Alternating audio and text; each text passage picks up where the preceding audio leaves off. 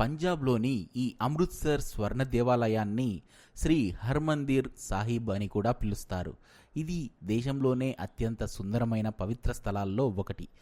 అలాగే సిక్కుల ప్రధాన గురుద్వార్ కూడా ఈ స్వర్ణ మందిరమే. దీంతో ఈ పవిత్ర స్థలాన్ని సందర్శించడానికి కేవలం సిక్కులు మాత్రమే కాకుండా ఇతర మతాల వారు సైతం పెద్ద సంఖ్యలో వస్తూ ఉంటారు. ఎవరైనా ఈ ఆలయ సముదాయంలోకి అడుగు పెట్టగానే ఎక్కడా దొరకని ప్రశాంతత ఆవహిస్తుంది. ఈ గోల్డెన్ టెంపుల్ భారతదేశంలోనే అత్యధికంగా సందర్శించే ప్రార్థనా మందిరాల్లో ఒకటిగా పేరుగాంచింది. తిరుమల శ్రీవారిని నిత్యం వేలాది మంది భక్తులు దర్శించుకున్నట్లే ఇక్కడికి కూడా దేశం నలుమూలల నుంచే కాకుండా విదేశీ టూరిస్టులు సైతం ఎంతోమంది వచ్చి ఈ గురుద్వారాను సందర్శిస్తూ ఉంటారు. బుద్ధ భగవానుడు ఒకప్పుడు ఈ ఆలయ స్థలంలో కొంతకాలం ఉండి ధ్యానం చేశాడని పురాతన రికార్డులు ఉన్నాయంటారు. అప్పట్లో ఈ ఆలయం ఉన్న ప్రదేశం మొత్తం దట్టమైన అడవి ప్రాంతంలో ఉండేది. దీంతో బుద్ధుడు ఈ ప్రదేశాన్ని ధ్యానం చేయడానికి మంచి అనువైన ప్రాంతమని కూడా ప్రకటించినట్లు చెబుతారు. ఈ గురుద్వారాకున్న ప్రత్యేకమైన ఆకర్షణే బంగారు తాపడం. ఈ మందిరం చుట్టూ 24 క్యారెట్ల బంగారు పూతను అద్దడం విశేషం. దీంతో ఈ ఆలయానికి స్వర్ణ మందిరం అనే పేరు కూడా వచ్చింది.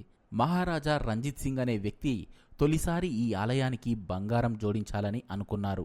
అలా మొదట 162 కిలోల బంగారు పూతతో ప్రారంభించగా 90ల కాలంలో 500 కిలోల బంగారు పూతను ఆలయానికి అతికించారు. దీంతో ఈ గురుద్వారా దగదగలాడుతోంది. ఈ గోల్డెన్ టెంపుల్లో నిత్యం వేలాది మంది భక్తులకు ఉచితంగా భోజన ఏర్పాట్లు కూడా చేశారు. దీంతో ఇది ప్రపంచంలోనే అతిపెద్ద లంగర్ సేవను అందిస్తున్న దేవాలయంగా ప్రత్యేక గుర్తింపు సాధించింది. ఇక్కడికి వచ్చే భక్తులు, టూరిస్టులు ఎవరైనా సరే నేల మీద కూర్చునే ఆహారం తింటారు. ఇక్కడ కుల మతాలకు అతీతంగా ప్రతి ఒక్కరిని సమానంగా చూడడమే విశేషం. దీంతో వేలాది మందికి ఇక్కడ ఉచితంగా ఆహారం అందుతుంది. మీరెప్పుడైనా ఈ స్వర్ణ మందిరాన్ని నిశితంగా పరిశీలించారా? అలా గమనిస్తే ఈ ఆలయ నిర్మాణ శైలి అనేది మీకు అర్థమవుతుంది. ఈ ఆలయాన్ని హిందూ మొఘల్ కలయిక శైలిలో అద్భుతంగా నిర్మించారు. మరి ఈ గోపురం వెలుపలి భాగం నుండి కిటికీలు, గుమ్మాల వరకు అన్నీ ప్రత్యేకంగా ఉంటాయి. దీంతో ఈ గోల్డెన్ టెంపుల్ నిర్మాణం కూడా ఒక అద్భుతమనే చెప్పాలి.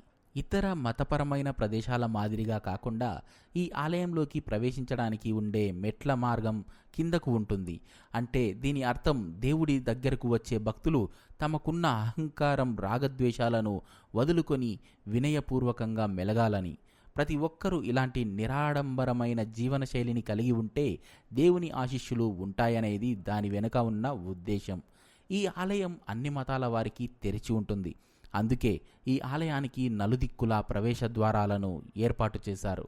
అంటే ఇది అన్ని మతాల వారిని ఆదరిస్తుందని అర్థం. మరోవైపు ఆలయ నిర్మాణ సమయంలోనూ గురు అర్జున్ దేవ్, సూఫీ సెయింట్ మియాన్ మీర్ను ఆలయ శంకుస్థాపనకు ఆహ్వానించారు. దాంతో అక్కడ కుల మతాలతో సంబంధం లేకుండా ఆలయానికి ఎవరైనా వెళ్ళవచ్చనే భావనను కలిగించారు. అలాగే ఈ స్వర్ణ మందిరంలో ఎవరైనా స్వచ్ఛందంగా సేవ చేయవచ్చు. చిన్న పెద్ద అనే తేడా లేకుండా గోల్డెన్ టెంపుల్లో మీరు మీ సేవలను అందించవచ్చు. అక్కడ మీరు సేవ చేయడానికి ఖచ్చితంగా సిక్కులే అయి ఉండాల్సిన అవసరం లేదు. మీకు సేవ చేయాలనే ఉద్దేశం ఉంటే హ్యాపీగా అక్కడ పాల్గొనొచ్చు.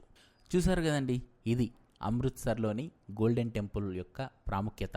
మరి మీరు వెళ్ళినట్టయితే అక్కడున్న మీ యొక్క అనుభవాలను మాతో షేర్ చేసుకోండి. Thank you so much.